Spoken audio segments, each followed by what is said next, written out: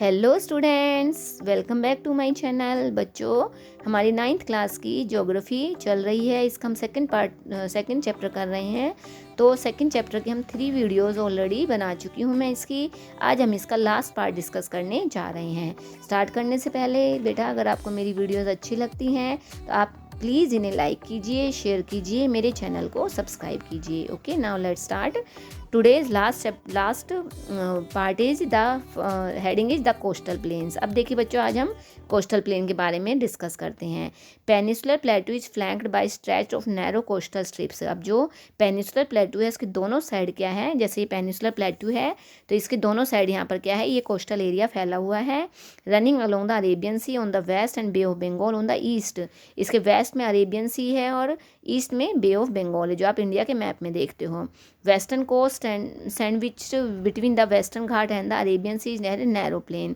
और इनके बीच में क्या है, नैरो प्लेन एरिया पाया गया है। इट कंसिस्ट ऑफ 3 सेक्शन, के 3 सेक्शन हैं। The northern part of coast is called Konkan. इसे क्या है, कोंकण पार्ट कहा गया है। मुंबई से गोवा तक फैला हुआ है।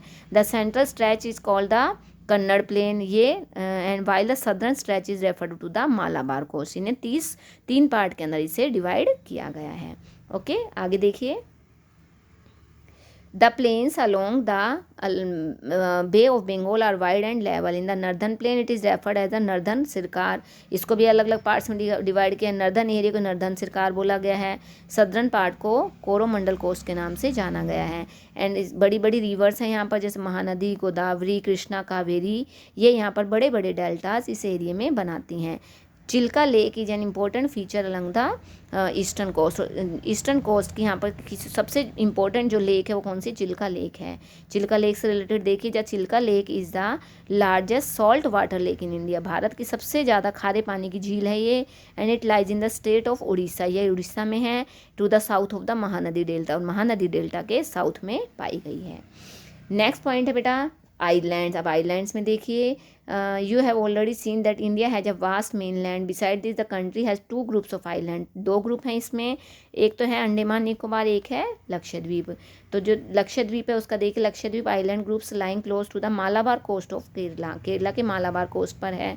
And this group of island is compose of small coral island. यहाँ पर कोरल आइलैंड्स भी पाए गए हैं। They were known as Laccadive. इन्हें पहले लेकेडाइव, इसमें मिनिकॉय, एमिडाइव भी पाए गए हैं। And in 1973 these were named as Lakshadweep. 1973 में इसे लक्षद्वीप के नाम से जाना गया। It cover small area of 32 square kilometre. ये केवल 32 स्क्वायर किलोमीटर एरिया तक फैला हुआ है। Kavaratti island is the administrative headquarter of Lakshadweep की कैपिटल भी है ये। This island group has great diversity of flora and fauna. यहाँ पे बहुत अधिक मात्रा में फ्लोरा फोना जीव जंतु पाए गए हैं। The Pitti island which is uninhabited has a bird sanctuary. यहाँ पर क्या है, पिट्टी आइलैंड नाम से एक बर्ड सेंचुरी भी पाई गई है। अब देखिए कोराल क्या होते हैं। Coral polyps are short lived microscopic organism. छोटे छोटे जीव जंतु होते हैं जो नदीय द्वीप होते हैं, विच लाइव इन कॉलोनीज। ये इकट्ठे ग्रुप में रहते हैं। They flourish in shallow and mud free and warm waters.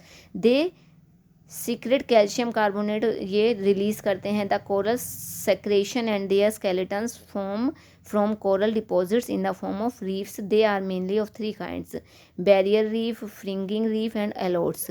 The great barrier reef of Australia is a good example of first kind of coral reef. Coral reef का सबसे good example कौन सा है, barrier reef है जो Australia में है। And एलोट्स are circular और horse shoe shaped coral reefs. और ये हॉर्स शेप की कोरल रीफ होती हैं। आगे है बच्चों, ये छोटा सा पॉइंट और बच्चा है इसका। आगे देखिए, इसमें आगे now you see the chain of island located in the bay of Bengal extended from north to south से फैला हुआ है। These are called Andaman and Nicobar island. ये बहुत साइज में बहुत बड़े हैं। एंड मोर न्यूमेरियस कैट, लेकिन जगह जगह क्या है, टूटे हुए हैं। Entire group of island is divided into 2 broad categories, Andaman in the north and Nicobar in the south. And it believe that these island are an elevated portion of submarine mountains. These island groups of great strategic importance for the country. There is great diversity of flora and fauna. यहाँ पर बहुत अधिक मात्रा में flora और फोना भी पाया गया है। And these island lies close to equator and experience equatorial climate and has thick forest cover. और यहाँ पर क्या है, बहुत अधिक मात्रा के अंदर, ये इक्वेटर के नियर अबाउट होने की वजह से यहाँ का जो क्लाइमेट है बहुत ही इक्वेटोरियल क्लाइमेट यहाँ पर पाया गया है। And India's only active volcano is found and Barren island, Barren island है जो अंडमान निकोबार में ही पाया गया है। And a detail account of difference physiographic unit highlights the unique feature of each region. हर रीजन की क्या अपने यूनिक फीचर्स हैं। And it would however be clear that each region complement the other and makes the country richer in natural resources. हर एरिए के अंदर क्या है, बहुत अधिक मात्रा में नेचुरल रिसोर्सेज पाए गए हैं। Mountains are major source of water and forest wealth and the northern plains are granaries of the country.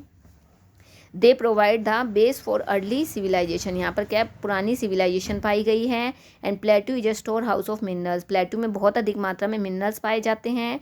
And which has played a crucial role cost in the industrialisation of the country, जो बहुत important role play करते हैं। And the coastal regions and island groups provide sites for fishing and port activities. और जो island areas है वहाँ पर क्या फिशिंग और पोर्ट एक्टिविटीज़ भी बहुत अधिक मात्रा में होती हैं। इस प्रकार से जो हमारे इंडिया की जो फिज़िकल फीचर है वो क्या है, ये बहुत ज़्यादा इम्पोर्टेंट है। और ये आगे फ्यूचर के लिए भी, फ्यूचर के डेवलपमेंट के लिए बहुत सारी पॉसिबिलिटीज़ यहाँ से निकल कर आती हैं। तो बच्चों आज ये हमारा चैप्टर कंप्लीट हो गया है। ये 4 पार्ट के अंदर ही मैंने इसकी वीडियोस बनाई हैं, छोटी छोटी वीडियोस बनाई हैं ताकि आपको देखने में प्रॉब्लम ना हो और आप इस पूरे चैप्टर को अच्छे से समझ सको। आई होप बेटा आपको समझ में आया होगा। फिर भी अगर आपको कोई डाउट रहता है तो आप मुझे कमेंट बॉक्स में लिखकर ज़रूर दोगे। बेटा ये बहुत इंपॉर्टेंट चैप्टर है, आगे फ्यूचर में आपके बहुत ज़्यादा काम आएगा। इसको अच्छे से देखना है, अच्छे से समझना है। ओके, थैंक यू बेटा। Have a nice day. Bye bye.